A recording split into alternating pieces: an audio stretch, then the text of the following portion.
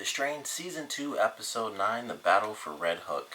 Now, this is pretty much the only show that actually came out with a new episode over the holiday weekend, so it was actually a pretty awesome thing to actually have a show to watch for the weekend, and this was definitely a great episode for, a holiday weekend, like a special sort of episode. And aside from it just being a crazy, all-out war episode, at least by the end of it, they also finally gave us like the opening, like the full opening for this season of the show, which was really surprising. Like, I don't know if they did that on purpose. I'm assuming what really happened is they just didn't have as much content as they typically do. So it's like, well, we need like a spare minute and a half. So let's, 9 episodes in finally, let's just throw in the full official opening for season 2. So we got to see that finally, and I really thought it was awesome. Like, before I get into the full episode and everything, I definitely want to talk about this opening because I thought it was really cool. I love the art style, which was it was like pseudo oil paintings, but at the same time it was also 3D, and we got to see all the characters. Some people had like action poses, some people had just like regular poses, just their face with a certain expression. Like Eichhorst, he had the creepiest smile ever. It was like just extremely exaggerated smile on his face, but it was perfect. It was like, that is his character. He's that villain that will smile because he knows, in most cases, he's the guy who's just like, I'm gonna win this, this point in time. So I love that it was really creepy and cool. I love the sort of 3D style that they use. We got to see Strigoi, we got to see like all the different characters. One thing I thought was funny is that we actually got to see the guy that trained Gus. I can never remember his name, and I also won't anymore since he died, so that's kind of unfortunate on 2 planes. But we actually got to see him in this opening, and he even had like a title and everything. It was the guy's name. And I was like, man, they're showing us this so freaking late that character isn't even in the show anymore because he's dead now. And I just thought that was kind of funny, especially considering they knew they were going to kill him off. I was surprised that he was even in it to begin with, to be totally honest. But I guess at the same time, they may have done that on purpose just to say like, hey, he's going to be in it for a while, and then it's like, surprise, he's not. But we never got to see the opening, so even in the first episode for this season, they didn't have the official opening in it, at least not that I remember. So unless I've been somehow missing it, which I really know I haven't because I haven't left the room for like a minute and a half for no good reason. This is the first time they've shown it, so I really love that. I thought it was a great opening. I hope we get to see it a lot more, although I'm sure we won't, because I really think it was strictly for timing.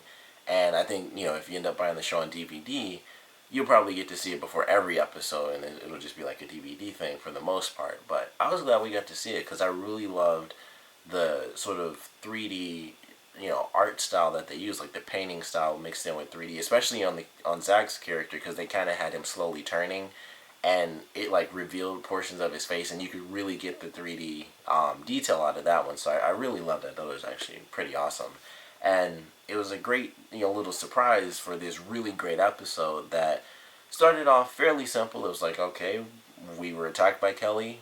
We do have to move, which was, of course, I think we all knew that was going to happen, because it's like, well, even when they introduced Kelly as being, kind of being ascended and her being an important character, it's like, well, she's going to find them if she has these kids looking for Zach, and then they're going to have to leave again, and that's exactly what happens, or at least they talk about it. I don't know if they're going to stay. They don't really get into it. I mean, it's obviously we have to literally save the entire city right now, so not exactly the time to talk about what's our next hideout going to be, but they were found out. They know that the place is unsafe, and if there are any Strigoi that do end up making it back into the city, they're going to go straight there to try to take down the people that really, make a difference. So I'm not sure if we're going to end up seeing them in a new place in the next episode, or how they're going to end up doing it. Because even in this episode, they only mention it like at one small point. But even Fett says, like, we don't really know how Kelly found us. Like, it could have been in any way, shape, or form. They don't really know that it's from Zach, but obviously they'll have to just go somewhere else and they'll totally be fine. Well, until she starts looking for him again, I guess. So it doesn't really matter. Like, once the kids pick up on his scent, they're gonna go for Zach. So it could I'm sure it'll only happen this one time. They won't have them switching hideouts like 3-4 times this season, which I think would actually be kind of cool. But at the same time, it would have to come to a point where they just can't take everything and they can't defend themselves anymore, and it would get like super dramatic. But it was a great episode. Like I said, started off fairly simple. We got to see some of the relationship stuff between Fett and Dutch, and I believe Nikki is her name, and that was pretty interesting. It seemed like it kind of ended on a good note, considering Nikki ended up saving Fett, or saving Dutch, and Dutch, Fett was like, well, thanks for saving her. And they had like a little pat on the back type moment. It was like, okay, that's not a big thing, but it's more than they ever had, because they were automatically enemies pretty much from the beginning, since we found out Nikki was alive. So, they still have this weird love triangle thing going on. I did love the fact that they referenced, I guess it was only 2 episodes ago, but the conversation that F and Fett had at the bar, when F is like, I didn't picture you as a quitter. I like that they referenced that in the beginning. It's like, no quitters here, Doc. And it was just like a small little nod, but I was like, that's a nice, genuine way to reference something that does actually matter for, one of the main characters. And it's just like, they both knew what they were talking about. If you remember, the conversation from the bar, then you instantly remember, like, oh, it's a nice little way to reference, that one sentence that F said, like, I didn't picture you as a quitter. And, that's it. Like, that was actually pretty cool to me. I just thought it was good writing, I guess. I don't know why I liked that little reference so much, but I enjoyed it, and it was actually pretty cool. And we got to see Fett, or Dutch, I don't know, I'm mixing their names up so much now. But we got to see Dutch seemingly go for Fett a little bit, and then she had a moment with Nikki when they ended up having sex. So it was like, okay, well, she's definitely torn still, but obviously Fett has kind of made himself known as a presence for sure in this episode. Like, Dutch and Nikki weren't even in the last episode. They were kind of just gone, and we got to see what was happening with... Oh, my light just dropped. That was amazing, so... Yeah. Well, either way, I'm going to keep going. But, they were just kind of referenced in the last episode, and then we got to see what was happening with Dutch actually, like, making the bars and everything. And I liked the scene, like, right before they had sex. I was like, okay, this is where things are going to be pretty much confirmed. It's like, alright, Dutch is pretty much going to be like, I'm done with Nikki, because once again, we're having a huge argument, and, then she'd end up with Fett. And then that argument led to sex, and I was like, oh, I didn't see that coming. So, still, the love triangle thing, which is fine. I actually enjoy this compared to most love triangles, which are really typical. And, typically a love triangle is in, like, just a romantic thing. And in this is like, people are just dying all over the place, and they're arguing about love. But for some reason, I enjoy that. Like, I don't know why, but I actually like it. So, that's actually kind of cool. The stuff that happened once all the lights shut off, with the boat captain that died early on, I thought that was kind of funny. It was like, oh, like, this guy is just going to get killed. And of course he does. And I was just like, yep, saw that coming. But it definitely led to a really insane second half of the episode. Like, they turn off the power in the city. They attack the bridge. They send out what's the tracking called, their probe. And then that kind of lets, basically I can't really say the military force, but kind of the military force within the town really understand what's happening. And the character Justine, I believe that's her name as well, who is heading everything off to try to save Red Hook, she finally saw in this episode. And it was a great episode for her as far as I'm concerned, because I liked her character to begin with, because she was the one, like, we saw the mayor, we knew he kind of sucked. Like, he only even jumped on board because it was like, well, I kind of want my name behind this. After the press conference, kind of went crazy, and she showed off, like, dead vampires and stuff. Like, this is what you guys need to see, not like some, happy city sign or any of that crap. It was like, from then on, she was a good character, and the mayor just kind of hopped on that, like, my name's behind it because I'm the mayor. And, in this, he's like, we should really save my rich friends and stuff. And he did admittedly kind of have a point about them having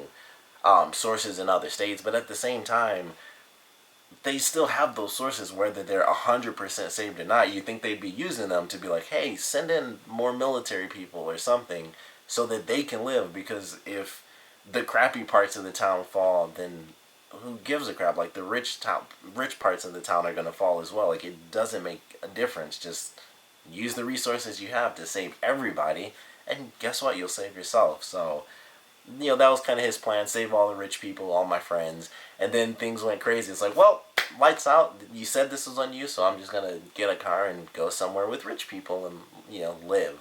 So we get to see how that played out. We got a cool line from F where he was like, I can't believe I voted for that guy. I actually thought that was kind of nice and funny.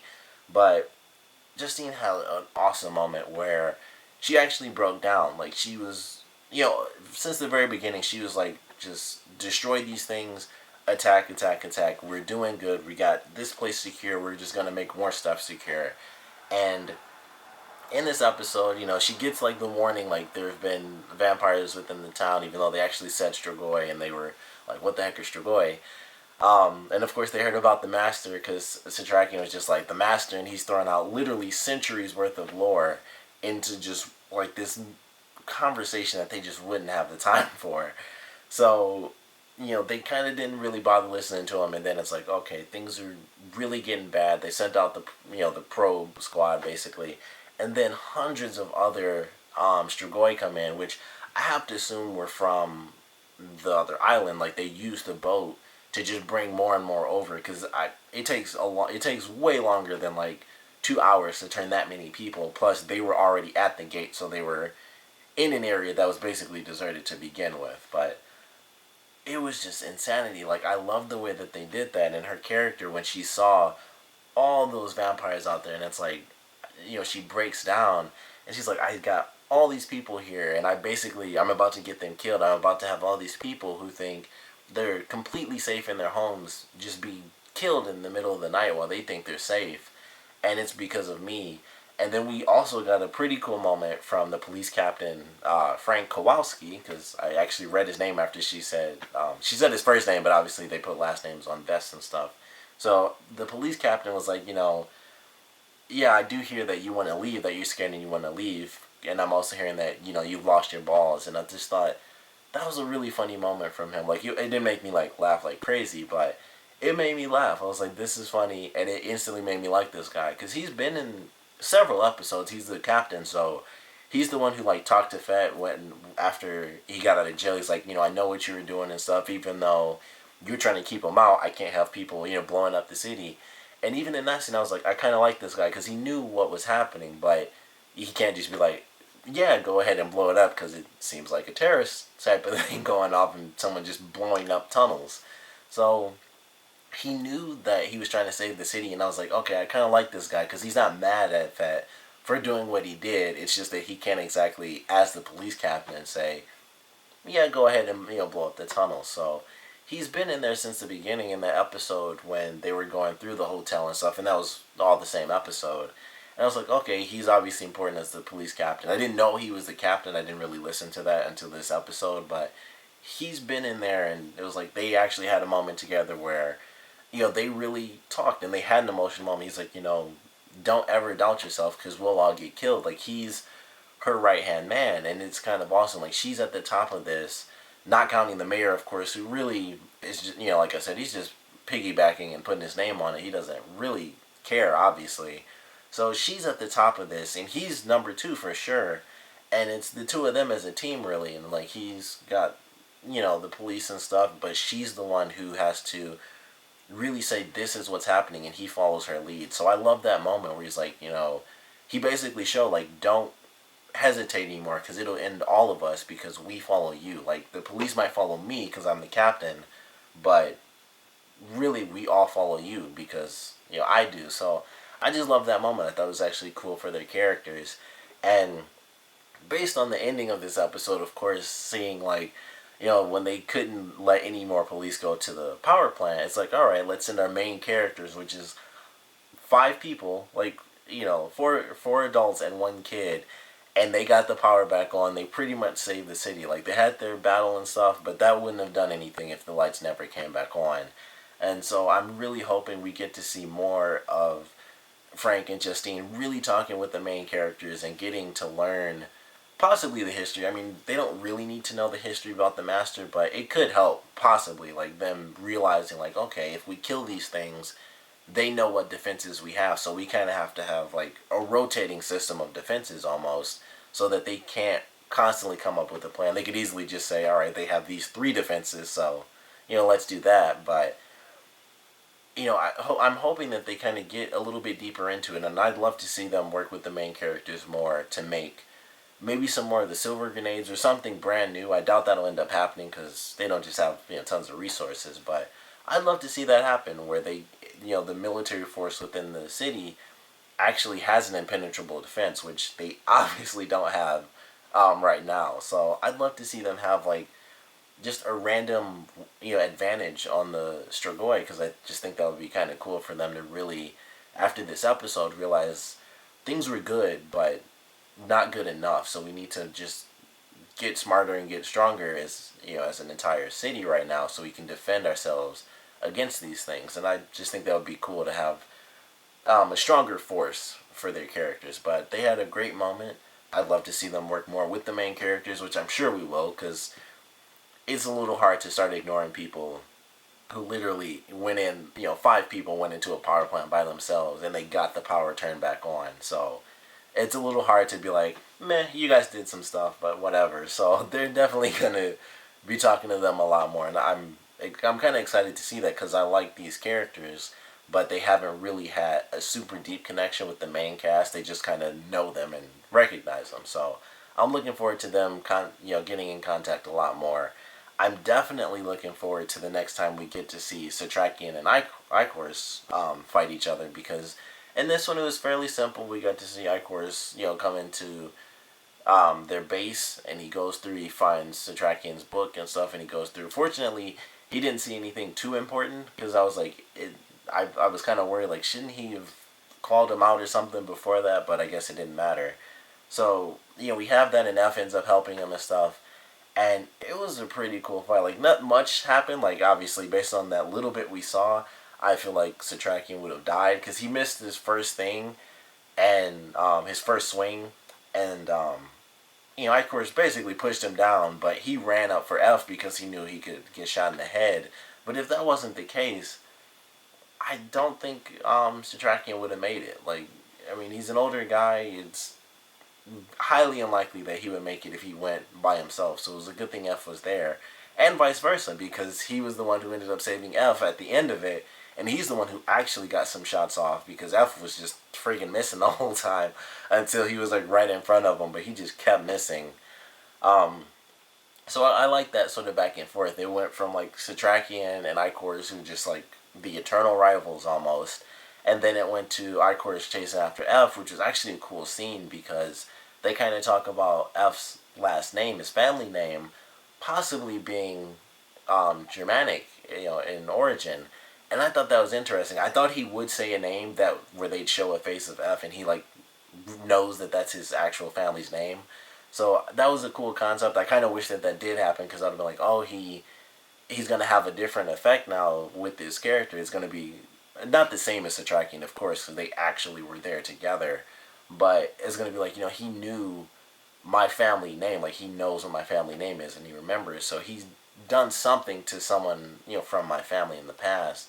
And I just think that would have been a cool moment for this episode, but they didn't really continue it. It might still happen where he mentions it again.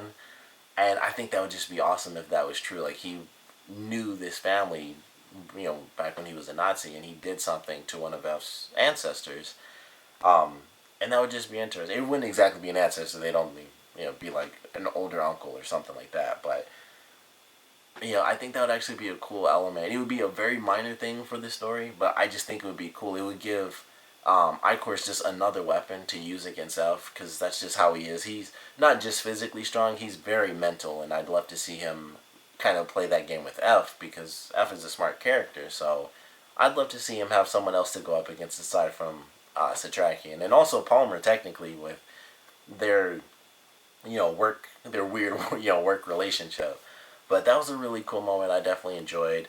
I was very freaked out about the power plant after F left. I was like, okay, obviously after Kelly saw through the other vampire's eyes, she's like, okay, that's where Zach is. She went for Zach after Eichhorst said, you go ahead, I'll take care of the Jew, which is an awesome scene, because they were going as a team to fight, and then it's like, she saw her son, and he's like, go ahead, And it was almost like they were just a full on strike team, even, and it was just the two of them. It's like they're powerful enough to do that type of stuff.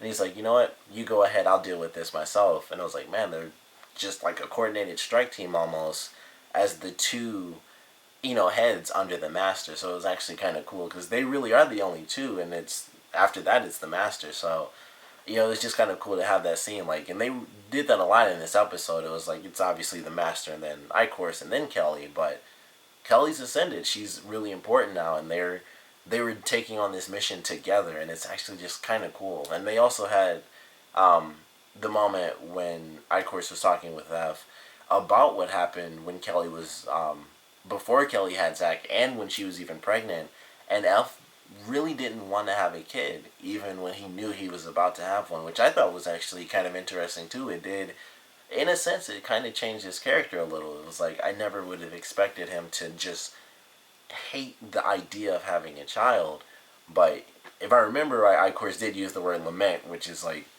that's hate. That's like, you really did not want this to happen, even when you heard that you were about to have a kid. So that was interesting to me, and the concept of we'll see whose love is stronger, even though of course he mentioned like F being turned and then we'll see whose love is stronger, but I thought that was actually pretty cool. It was an interesting little detail into F's backstory that we didn't really know. Like, he didn't want a kid. It's not that he was just an alcoholic and he kind of messed up as a dad. He didn't want to be a dad initially until it just happened. It was like forced upon him. Like, he didn't take off. He could have done that technically if you think about it, but he still didn't really want it to happen. But he did stick through it, and that counts for a lot. Like, people do leave. On both sides of the fence, people leave, so it counts for a lot. That, he said he didn't want it, but he did stay, so it does mean something. But it was a really awesome scene. I love the ending fight, getting to see the people fight against the vampires. Actually, before I get to that, I was almost skipping over something. When Kelly did leave, because I was totally sidetracked to the conversation again. When Kelly did leave to the power plant, and I don't know how this technically turned out, I'm still a little worried about what happened with her fighting against Fett, because it seemed like he was definitely close to having a worm on him, and it seemed like he let her go just in time, but I'm not 100% sure. I feel like he would have known and they wouldn't have waited to show that, and also it doesn't take that long, because we saw, I think it was 2 or 3 episodes ago, the couple that got infected, that was hours, and it was still nighttime, and then it went into the day and he was fine. So I'm hoping that he's perfectly fine and nothing happened to him, but I would really hate for that to have that to be like a surprise thing in the next episode. Hopefully it doesn't happen, but I'm just not 100% sure. But that definitely scared me. I enjoyed that scene. I was freaking out though. As soon as he left, I was like, I don't know why he's going after her, because the first thing I would have thought was, even though they're sending all these people, to the checkpoint, they could still easily have a group. I'd be like, I'm pretty sure she's not alone, even though she did show up alone, and they tend not to plan like that. It's just like, if there's a bunch of us, we're just going to attack at once, and she technically attacked by herself, so it did seem that way, but that seems so risky to me, like him going out there and chasing after her, and she can, flip and spin, and like, I know he can shoot at her, and that's why she ran, because she got hit, but they're like just covered in pipes. She could just be flipping and spinning all over the place around him, and she could have just taken him down, but fortunately she didn't, and of course she ends up living, so she's going to come back once again to try to get her son until she's officially taken down. But that scene did really freak me out. I'm like, I don't think they'll kill off F, but he is that type of character, like both, or not F, but Fett. Both Fett and Dutch are like the sort of funny characters, and those are always the people that get killed off when you think about it. And like horror stuff, it's always the people that are like, we got this and it's totally fine. They're the ones that die. Like, and everyone on the team is kind of like that, which is why they went to the power plant without hesitation. Like, it's just 5 of us, let's go ahead.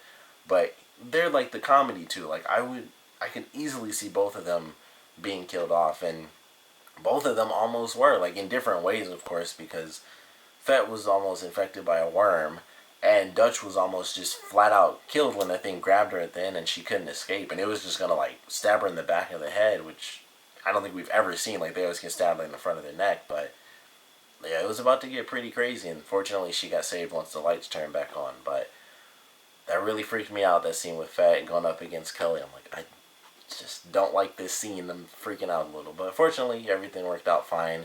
Final battle was pretty awesome. It had two really funny moments in that. One was the dude with the bat. Like, I don't know if you guys noticed, but he had like four separate shots where he was just hitting the Strigoi in the head, and he survived because he walked past Dutch in the morning shot.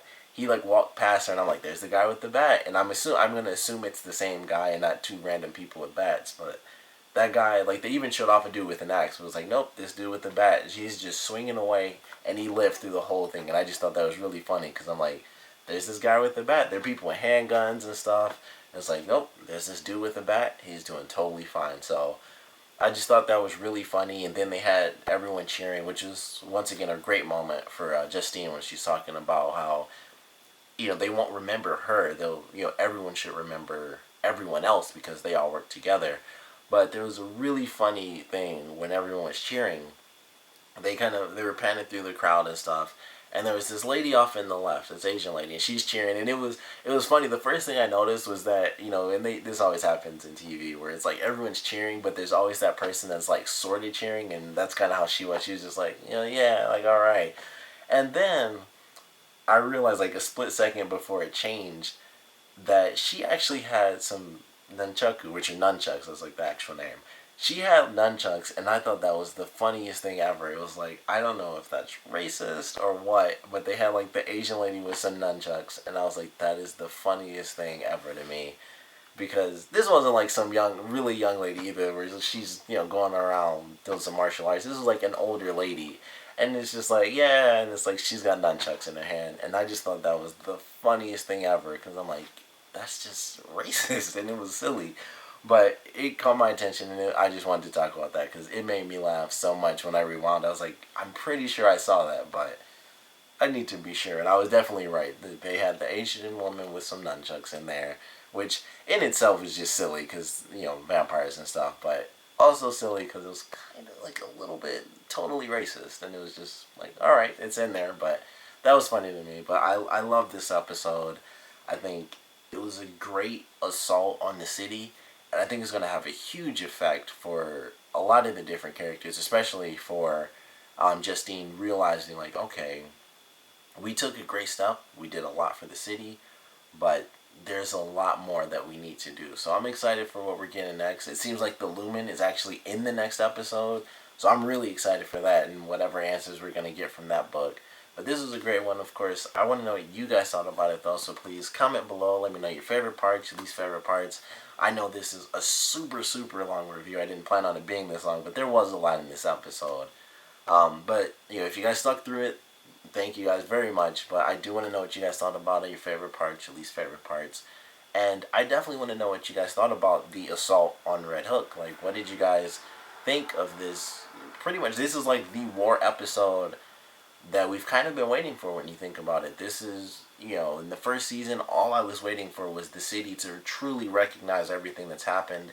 They've done that all season, and now we've actually had a big group of humans fighting a big group of Strigoi, and I really love that. Like, that was something I'd been waiting to see. Fortunately, it worked out. Like, of course it would. It wouldn't just be like disaster and everyone died, but like I said, I want to know what you guys thought about it, so please comment below, let me know, and thanks for watching.